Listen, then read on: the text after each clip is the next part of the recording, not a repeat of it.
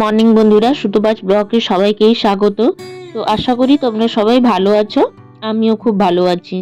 যাই হোক, এটা যখন মোহনপুর গেছিলাম তখনকার একটা ভিডিও। তো শরীরটা অসুস্থ থাকার জন্য ভিডিও এডিট করতে পেরেছিলাম না, ওই জন্য ভিডিওটা ছাড়া হয়েছিল না। তো ওই যে দেখো, সকালে উঠে পড়েছি। সকালে উঠে প্রতিদিন যেরকমের ব্রাশ করা, তারপরে ফ্রেশ হওয়া, যেসব কাজগুলো থাকে সেগুলো তো প্রতিদিন করতেই হবে, করেও নিয়েছি। তারপরে কিছুটা বেলা হতে টিফিন আরও করে নিয়েছি। তো টিফিন আরও করে নেওয়ার পর একটু বাইরে বেরিয়েছিলাম ঘুরতে। তো যাই হোক, ওই যে ওই দূর প্রান্তে কুচুমা আর এই যে দিদির ছেলেটা, ওরা দুজন ওখানে খেলছিল। তো খেলছিল, তারপরে দেখতেই পাচ্ছ এই যে লোক কাজ করছে। মানে এখন এই যে মাটিগুলো ভরাট করা হচ্ছে, এই যে গর্তগুলো করে পিলার তো উঠেছিল, তো ওইগুলোতে মাটি ভরাট করা হচ্ছে। তো ওইগুলো মাটি ভরাটের কাজ চলছে, প্রায় 6 জন মতো লোক হয়েছিল। তো এখানে কাজগুলো চলছে। এই যে দেখতে পাচ্ছ এইসব মাটিগুলো এই যে ভরাট করা হয়েছে, ওই দিক থেকে নিয়ে আসছে। ওইদিকে মানে আমাদের একটা পুরনো ছোট পুকুর ছিল, ওটাকে খুঁড়ে ওখান থেকে নিয়ে আসা হচ্ছে। তারপরে পুরনো ঘরটা যখন ভেঙে দেওয়া হবে, ওই মাটিটা দিয়ে ওটা আবার ভর্তি করা হবে। তো যাই হোক, তার মাঝে ছোটদি ফোন করেছিলেন ওদের ঘরে যাওয়ার জন্য। তো আজকে দুপুরের লাঞ্চটা ওখানেই করব। তো ওই যে দেখো, বেরিয়ে পড়েছি। আমরা 3 জন এখন যাচ্ছি হেঁটে হেঁটে। তো তোমাদের দাদা ভাইয়ের একটু কাজ থাকার জন্য ও আমাদের সঙ্গে যেতে পারলো না।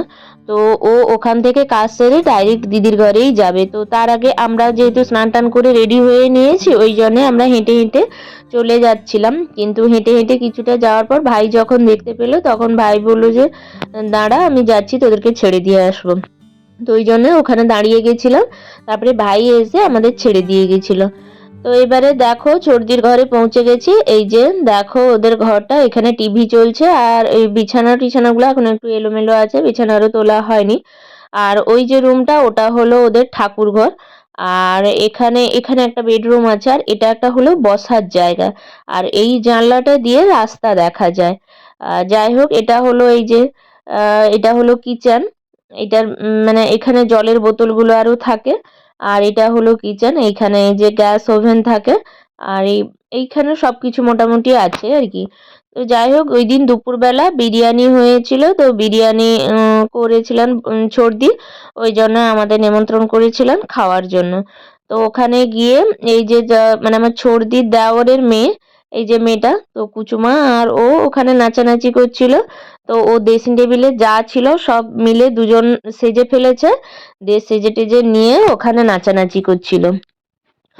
তো দুজন পড়েছে একসঙ্গে, ওই জন্য খুব মজা করছিল, নাচানাচি করছিল। আর আমার দিদির ছেলেটাকে মানে খাইয়েই আগে একটু পাঠিয়ে দিয়েছিলাম। মানে ওর বিকেলে ছিল ড্রয়িং ক্লাস, তার জন্য ওকে মানে একটু তাড়াতাড়ি করে খাইয়েই পাঠিয়ে দিয়েছিলাম। তা ভাই এসেছিল, নিয়ে গেছে। ওখানে খাওয়া দাওয়া শেষ করে টোরে চলে এসেছি বাবার ঘরে। এই যে আবার দেখো, বাবার ঘরে চলে এসেছি। এখন বিকেল হয়ে গেছে। তো বিকেল বেলাতে বসেছিলাম সদরটাতে। এই যে কুচুমা, আমি সবাই মিলে বসেছিলাম সদরটাতে। তো মাও ওখানে ছিলেন, একটু গল্প করছিলাম বসে। আর আমার মাসিও এসেছিলেন।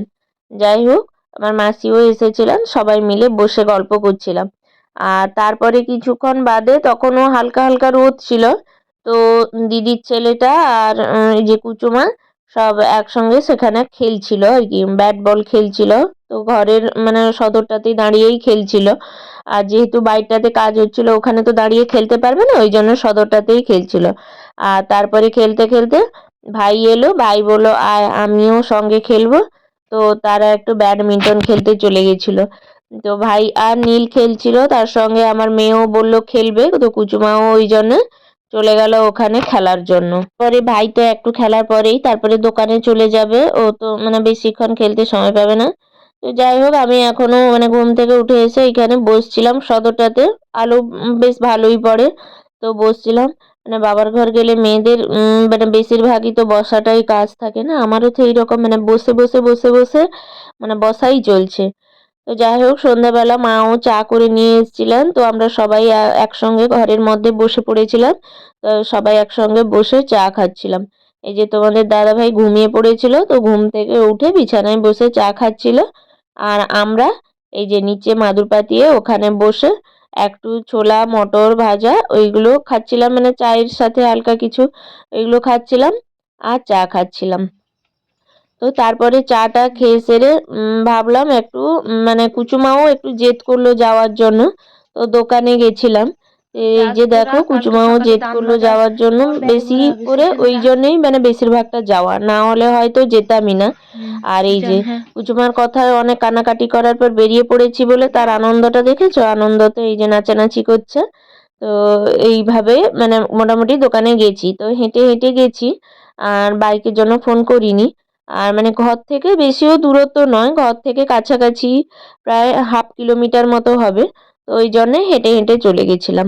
তো যাই হোক এখন দোকানে এই যে পৌঁছে গেছি, দেখতে পাচ্ছ এই যে দোকানে পৌঁছে গেছি। মায়ের শরীরটা একদমই ভালো ছিল না, ওই জন্যে মা যাবেন না বলছিলেন, কিন্তু আমাকে একা একা যেতে ভালো লাগবে না বলে ওই জন্য মাকে টেনে টেনে নিয়ে গেছিলাম। কিন্তু ওখানে পৌঁছানোর পর বুঝতে পারছি যে মার শরীরটা সত্যিই খারাপ, মানে ওখানে যাওয়ার পর মা একদম চুপ হয়ে বসেছিলেন, শরীরটা ভালো লাগছিল না বলে।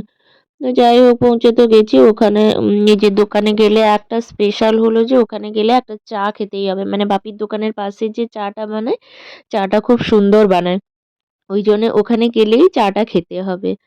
তো এই যে ভাই নিয়ে চলে এসছে চা, বিস্কিট সব নিয়ে চলে এসছে। তো এখন বসে চাটা খাবো। চাটা খাওয়ার পর ওই যে মানে একটু জিনিসপত্র দেখাদেখি করবো আর কি। আর কুচুমা তো সঙ্গে আছে, দুষ্টামি করছে, ওই জন্য ওকে ছেলে ধরার ভয় দেখানো হচ্ছে। ও ছেলে ধরা নিয়ে চলে যাবে, সে ছেলে ধরা নিয়ে চলে যাবে, যাই হোক এই রকম করে ভয় দেখানো হচ্ছে। আর এই যে দেখো একটা সোয়েটার দেখছিলাম, ওই যে সোয়েটারটা দেখছিলাম, আর এই যে এখানে চায়ের জন্য বিস্কিট এনে রেখেছিল। তো তারপরে চাটা খেয়ে একদম মানে বেরিয়ে আসবো এমন সময় উঠে পড়েছি। তো বেরিয়ে আসার সময় তোমাদের দাদাভাই বললো যে ছেড়ে দিয়ে আসবে, ঘরে ছেড়ে দিয়ে আসবে। তো ওই জন্য দাঁড়িয়ে পড়েছিলাম একটু ওখানে। তো ওখানে বাপি এই যে দাঁড়িয়েছে না, তোমাদের দাদাভাইও বসছে ওখানে, একটা কোনো কাজ করছে, একটা কোনো কাস্টমারের সাথে ভিজিট করেছে। আর ভাইও ওখানে বসছে, কুচুমার সামনে সামনে সেখানে দাঁড়িয়েছিল। তো বেরিয়ে আসার সময় ভাবলাম যে আমাদের দোকানের সামনেই একদম জগন্নাথ দেবের মন্দির। তো এই যে একদম সামনেই মন্দিরটা, তো অনেকটা রাত হয়ে গেছিল বলে আর ভেতরে ঢুকতে পারিনি, তাই সামনে থেকেই একটু মানে দেখে চলে এসেছিলাম। তবে ভেবেছি যে এরপর যখন যাব পুরো ভিডিওটা করে তোমাদেরকে